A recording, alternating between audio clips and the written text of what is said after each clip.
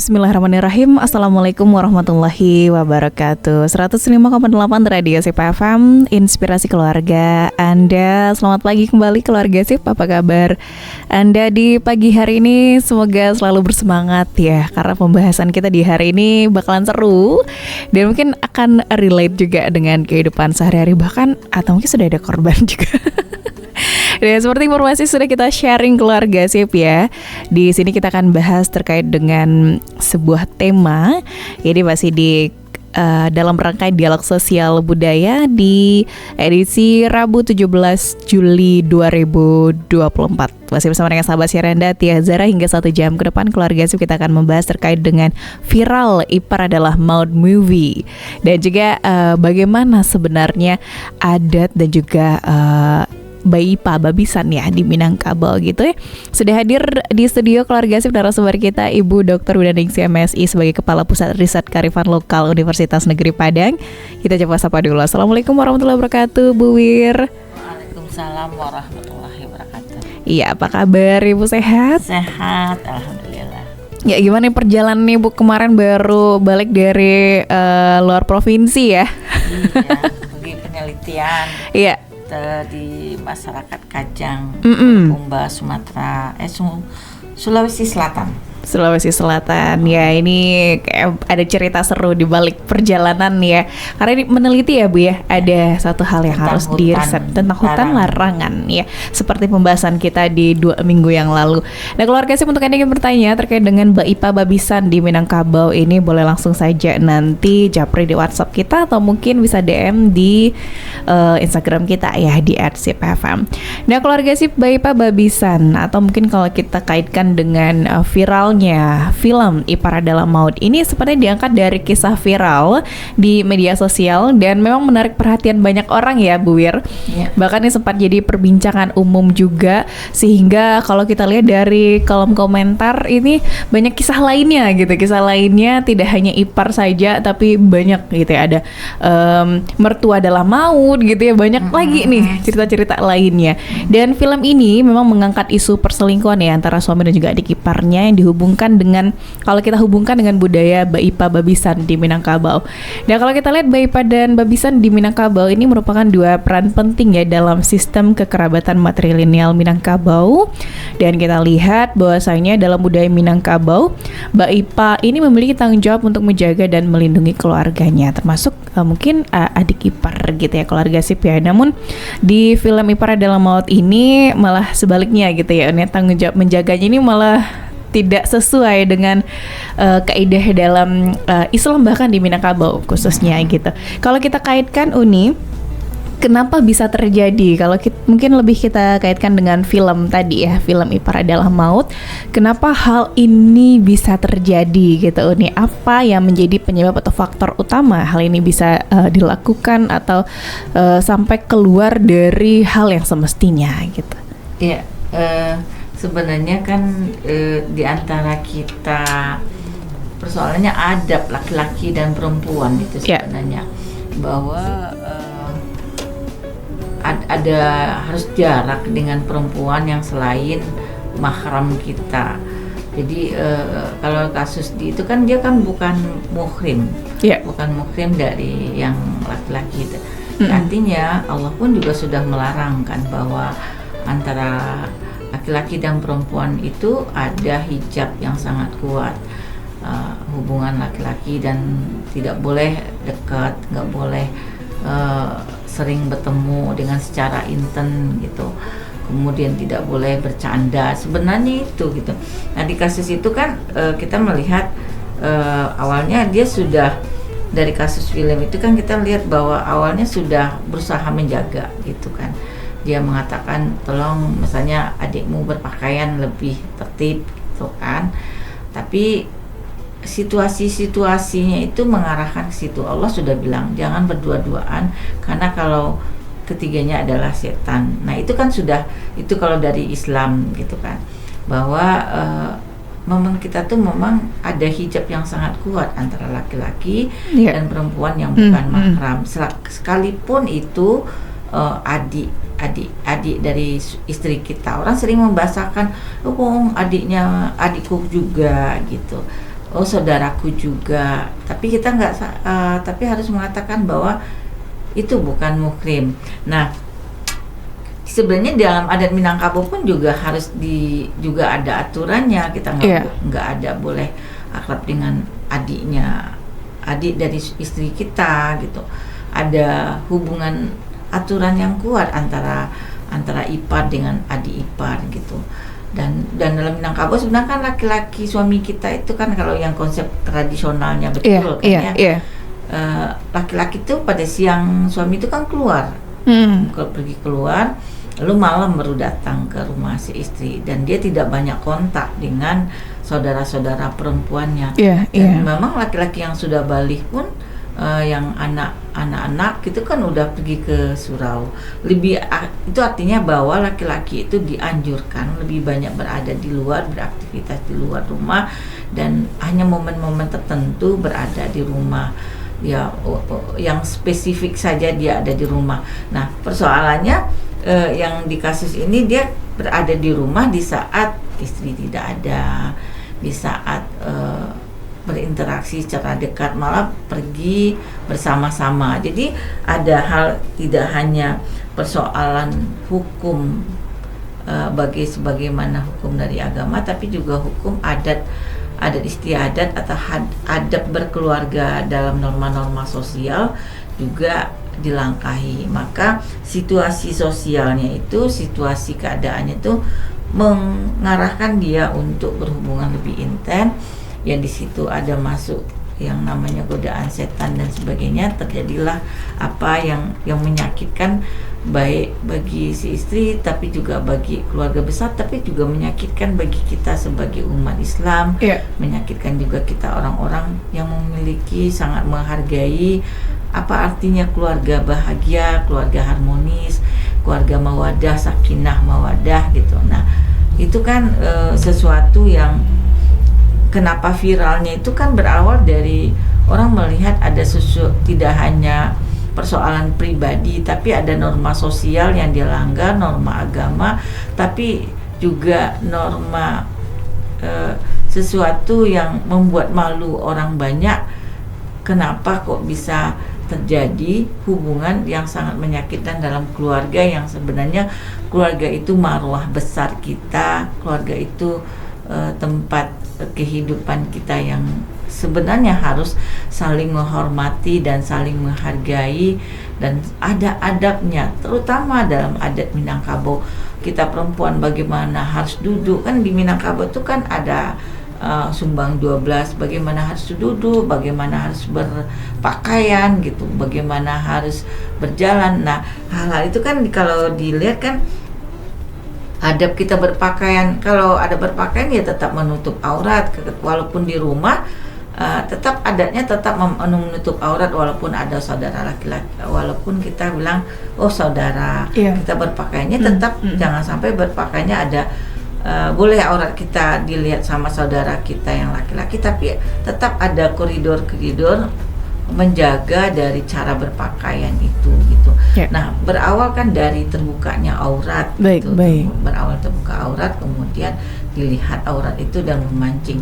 Nah, jadi soal kita di dalam rumah itu adabnya ya tetap adabnya, walaupun kita ada saudara, walaupun kita bersaudara, tapi berpakaian tetap adabnya sangat tinggi. Baik. Nah, Bu Wir, kalau kita lihat dari movie ini ya, melihat dari cerita atau alur di movie ini, bahwasanya mungkin di awal sang adik ipar sudah menjaga gitu ya, menjaga auratnya, tapi sayang sekali setelah waktu berjalan itu ada momen juga gitu kedapatan dan sebagainya, sehingga ini memancing kedekatan di antara keduanya baik secara emosional gitu.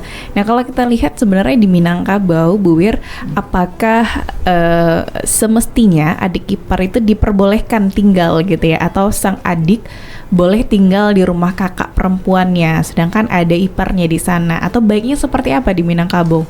Tidak usah tinggal serumah misalnya untuk saling menjaga, atau bagaimana itu, Bu? Sebenarnya di Minangkabau itu setelah menikah itu matri lokal. Matri lokal itu bukan berarti dalam satu rumah, tapi sekitar rumah. Jadi ada rumah orang tua, setelah menikah si adik si yang menikah ini membangun rumahnya sendiri di sekitar rumah gadang itu sendiri, dan saudara yang lain juga membangun rumah di sekitar itu. Jadi mereka berbeda rumah satu sama lainnya. Jadi Minangkabau itu penganut matri lokal. Jadi membangun menetap di sekitar rumah, tapi tidak dalam satu rumah. Cuma awal-awal betul tuh menikah itu, tapi setelah itu disiapkan rumah bangunan baru di sekitar rumah itu supaya tidak bercampur dengan adik-adiknya yang masih gadis, adik-adiknya yang masih lajang dan sebagainya. Yang kan kalau istilahnya kan di rumah gadang itu kan dibikin rumah kamar itu kan berdasarkan kamar jumlah anak perempuan. Nah, ketika dia menikah dia dikasih kamar satu, tapi dia tidak selamanya di situ. Dia membangun rumah dari rumah yang di luar rumah gadang. Ketika ada kumpul bersama, silaturahmi bersama, dia bisa masuk ke kamar yang telah diberikan kepada dia tadi. Baik ya.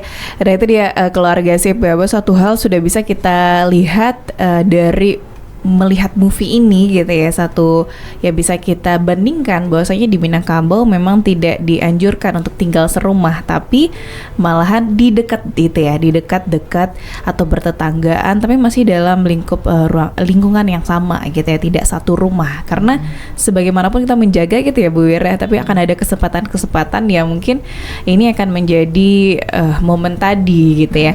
Dan baik keluarga sih, kita mungkin hari ini akan membahas lebih ke sosiologinya gitu ya, terkait dengan tema Bayi Papa Bisan, karena untuk konsep ataupun secara adat Minangkabaunya sayang sekali narasumber kita yang satu lagi ini berhalangan gitu ya. Semoga nanti bisa bergabung karena masih ada agenda juga sepertinya. Dan keluarga sih, untuk pembahasan ini kita lanjutkan nanti. Kita masih tunggu atensi Anda di line interaktif kita tentunya. Keluarga sih bisa di WhatsApp juga, atau mungkin ada DM di Instagram kita dengan pembahasan hari ini. Baik, kita akan lanjutkan di segmen kedua Bu Wir dengan pembahasan yang sama Bayi Pada Babisan di Minangkabau. Keluarga sih, setelah yang satu ini pastikan Anda masih di 105,8 Radio Sip FM, inspirasi keluarga Anda. 105,8 Radio Sip FM, inspirasi keluarga Anda. Keluarga Sip masih bersama dengan sahabat Siranda, Tia Zara, dan kita di Dialog Sosial Budaya bersama dengan narasumber kita Ibu Dr. Widaningsi MSI sebagai Kepala Pusat Riset Kearifan Lokal Universitas Negeri Padang. Masih dengan tema pembahasan keluarga sih viral, ipar adalah maut. Bagaimana konsep Bayi Papa Babisan di Minangkabau. Ini kita akan lebih fokus kepada bagaimana sebenarnya pengaplikasian dan juga adabnya Bayi Papa Babisan di Minangkabau. Kita kembali ke Bu Wirda ini. Bu Wir, kalau kita lihat tadi di segmen pertama bahwasanya Bu Wir sudah mention ya bahwasanya Bayi Papa Babisan tidak dianjurkan sebenarnya untuk tinggal serumah, tetapi masih di sekitaran rumah gitu ya. Karena ini mungkin menjadi salah satu penyebab terjadinya kasus yang di dalam movie ini. Dan kalau kita lihat ini Bu Wir, bagaimana semestinya pembicaraan gitu. Karena kalau kita kembali melihat dari cerita movie ini, karena diangkat dari kisah nyata, si ipar lebih akrab dengan sang suami gitu ya. Karena pembahasan mereka lebih nyambung, mereka lebih enak pembahasannya, sehingga si kakak atau si istri merasa kayak aduh nggak nyambung kok, pembahasannya nggak seseru mereka berdua gitu. Dan apakah ada pembahasan yang semestinya harus dibahas antara IPA dengan Bisan, atau tidak boleh ke hal yang sensitif misalnya Bu Wir, atau memang pembahasannya yang dasar-dasar saja gitu, nggak usah terlalu sensitif atau nggak usah terlalu mendalam dan lain sebagainya. Karena isu perselingkuhan ini bisa terjadi juga karena terlalu dekat komunikasinya, pembahasannya terlalu intim, misalnya terlalu intimate antara keduanya, sehingga kedekatan emosional pun terjalin gitu Bu Wir. Apakah sudah ada juga ini adab yang mengatur di antara komunikasi antara IPA dan Bisan ini Bu Wir? Sebenarnya kan kalau berkaitan dengan sosiologi interaksi sosial, interaksi sosial itu kan ada yang membentenginya, ada nilai agama, ada nilai adat gitu. Nah, ada di antara interaksi itu ada simbol juga, simbol-simbol yang harus ada yang dilarang dan ada yang dianjurkan gitu. Nah, kalau yang dilarang ya satu misalnya tidak berhubungan dekat, tidak sering bersama-sama, atau tidak bercanda, tidak membangun komunikasi yang dalam. Ya, Itu yang dilarang. Kemudian yang dianjurkan ya saling menghormati, saling menghargai satu sama lainnya. Jadi seharusnya kalau di dalam cerita itu kan ada yang menjebaknya gitu, karena satu dosen satu mahasiswa. Nah ini kan kita juga kaitkan juga dosen dan mahasiswa. Misalnya mahasiswa adalah mautnya dosen, bisa saja itu kan. Benar sekali. Jadi teman kerja adalah mautnya kita gitu kan, bisa saja. Ya teman kerja juga sering, karena ya makanya yang paling prinsipnya adalah bahwa dalam interaksi sosial itu ada norma yang membatasi, ada norma agama dan norma adat. Norma agama ya bahwa kita tidak boleh terlalu, yang namanya tidak ada sahabatan laki-laki dan perempuan, tidak ada teman dekat antara laki-laki dan perempuan. Yang dekat dengan perempuan itu adalah dengan istri dan mahram kita, dan ketika ada dengan mahram kita juga ada sesuatu hubungan yang dijaga. Artinya bahwa perempuan yang telah ditakdirkan dekat dengan kita ya istri gitu. Ya istri, ya itulah yang harus kita menjadi teman dekat kita, sahabat dekat kita, curahan kita.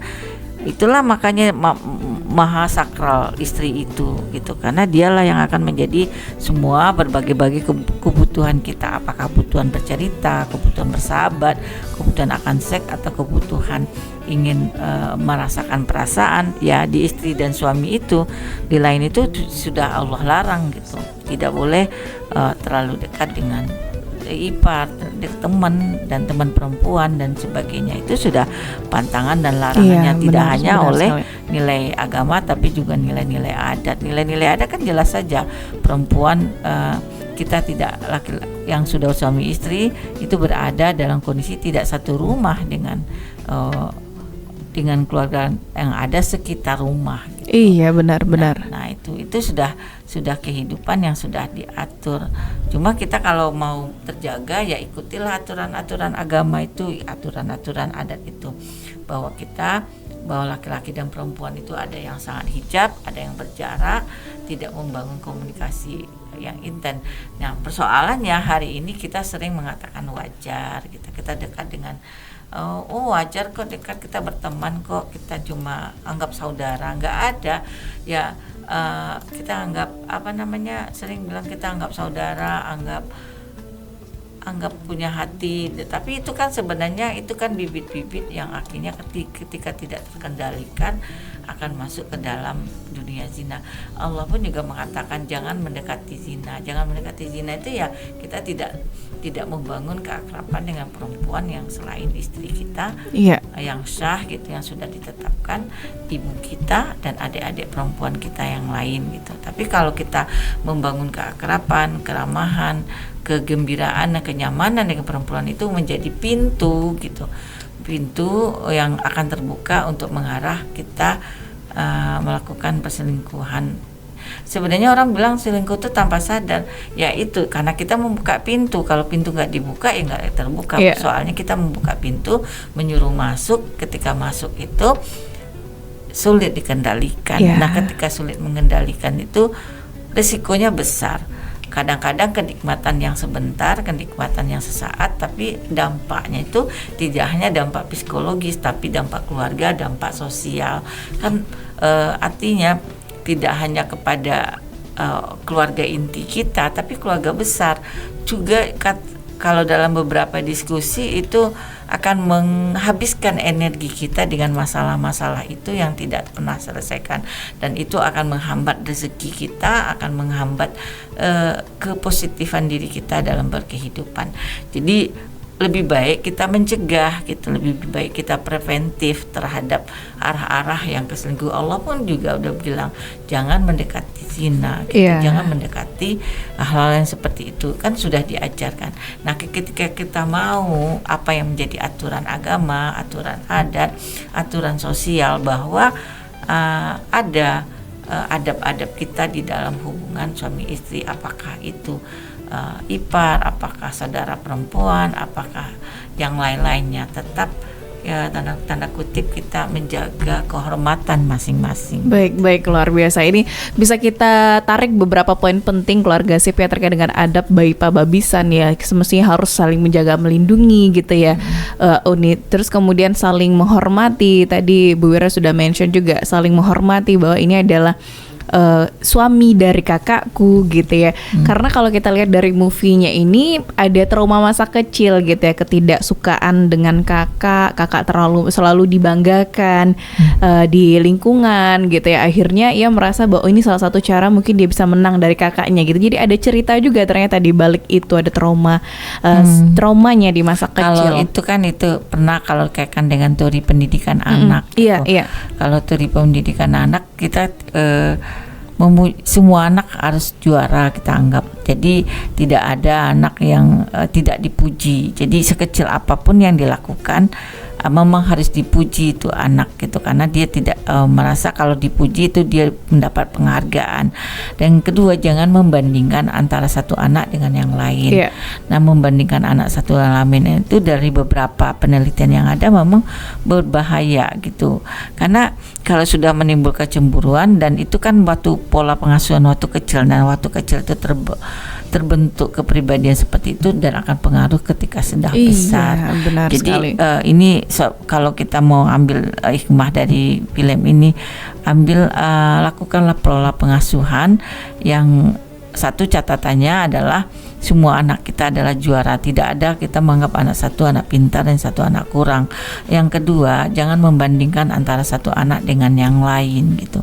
Karena kalau sudah membandingkan itu tumbuh bibit-bibit cemburu dan bibit-bibit sakit hati yang akan berpengaruh ketika dia telah dewasa. Benar sekali. Nah, itu kan catatan kita ketika kita mau melihat film. Tapi kalau film itu sebenarnya agak tidak hanya melihat positifnya tapi negatifnya juga banyak, karena pemainnya itu kan tidak muhrim juga gitu kan. Antara yang pemain perempuan itu kan di dalam adegan-adegannya kan menuntut, satu sisi dikatakan ini bagian dari sebuah peringatan tentang hubungan, tapi satu sisi orang yang memainkan itu adalah orang yang tidak suami istri, malah belum nikah gitu. Kemudian ya artinya kalau ingin memang dikatakan mau dakwah, carilah yang pemerannya betul-betul orang-orang kalau mau menghubungi arah situ yang betul-betul udah suami istri juga, benar aman kan. Tapi Bu. kalau realnya kan nggak orangnya nggak muhriman,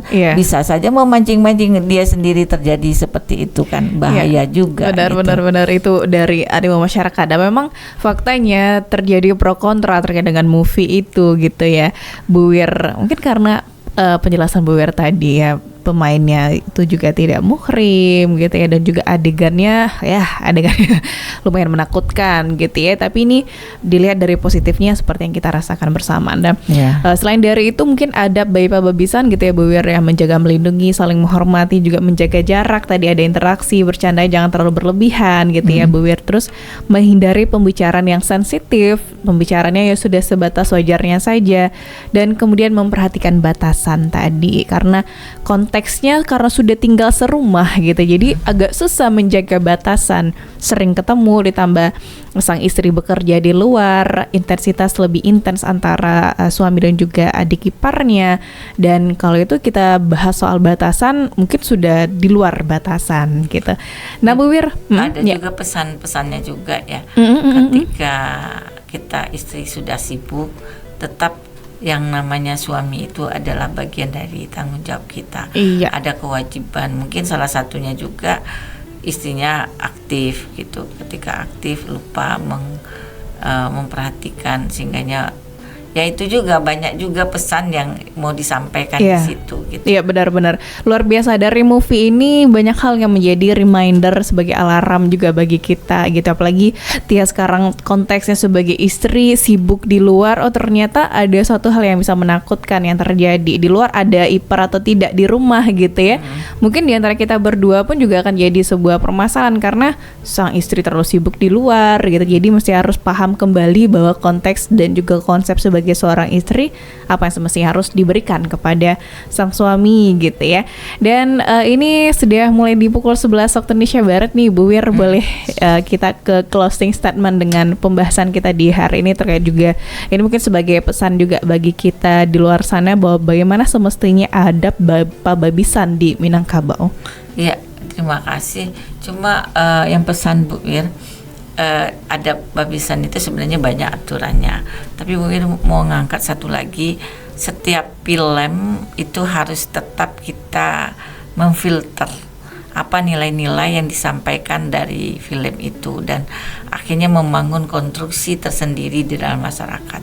Maka satu hal yang kita tetapkan, kita kembali nilai-nilai aturan agama dan aturan-aturan adat dan aturan-aturan sosial kita dalam bagaimana kita beradab di dalam agama Islam, bagaimana menjaga hubungan antara laki-laki dan perempuan. Kalau dalam Minang juga ada bagaimana hubungan antara ipar babisan, yang di situ ada larangan, ada pantangan, tapi ada juga harapan-harapan bagaimana saling menghormati satu sama lainnya. Ya, baik, luar biasa. Terima kasih Bu Wir atas waktu kesempatannya hadir di sini. Insya Allah kita akan bahas ini lebih konkret lagi nanti ya, karena semakin hari semakin banyak pro kontra tengah masyarakat terkait hal ini, bahkan dikaitkan dengan bagaimana konsep bayi pababisan di Minangkabau gitu ya. Baik, keluarga sih terima kasih banyak sebelumnya untuk Anda yang sudah gabung ya di Dialog Sosial Budaya hari ini, dan pastikan keluarga sip ya paham betul kembali bagaimana adab menjadi bayi pababisan gitu, bagaimana konsep konteksnya kita sebagai seorang istri kepada suami. Dan kalau bisa sekarang yang posisinya satu rumah gitu ya keluarga sip ya, usahakan ada baiknya menjaga, lebih baik menjaga terlebih dahulu keluarga sip ya. Kalau bisa jangan satu rumah dulu ya, apalagi istrinya sibuk di luar ini, jadi tidak bisa mengkontrol sama sekali aktivitas di rumah seperti itu. Baik, kita undur pamit keluarga sip. Terima kasih banyak sebelumnya sudah bergabung di Dialog Sosial Budaya hari ini. Akhirul kalam, subhanakallahumma wa bihamdika asyhadu an la ilaha illa anta astaghfiruka wa atubu ilaik. Wassalamualaikum warahmatullahi wabarakatuh.